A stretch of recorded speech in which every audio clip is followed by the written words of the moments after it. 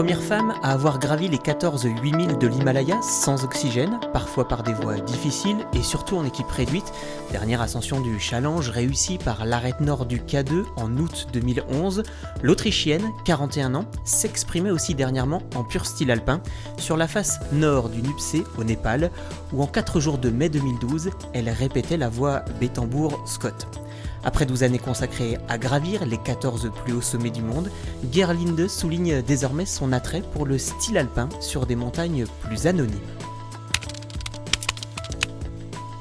À 52 ans, ce Slovène est un grimpeur particulièrement rapide. En 2006 au Pakistan, la célèbre voie Eternal Flame à la tour de Trango le voit passer en une journée. Il est également l'auteur de la directissime de l'enfer sur la face est du Cerro Torre avec ses amis slovènes en 1986. Très actif dans cette partie sud de la cordillère des Andes, il ouvre aussi à la Torre Eiger et au Fitzroy. En parallèle de sa longue et fructueuse carrière, il milite aux côtés de Mountain Wilderness. À 31 ans, ce japonais s'est illustré à maintes reprises sur les montagnes de Bolivie, d'Alaska, du Canada et a visité cette année la Patagonie.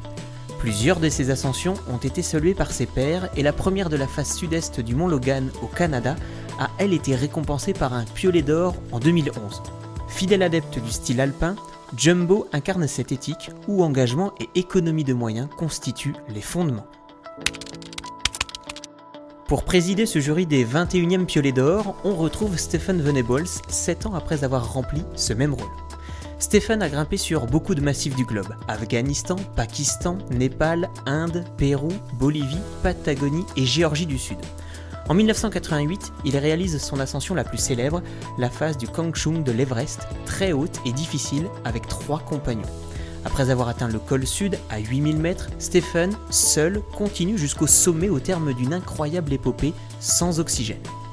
Âgé de 58 ans, le Britannique est un ambassadeur du style alpin qu'il a contribué à populariser à travers son livre Himalaya en style alpin, inspirant de nombreux alpinistes.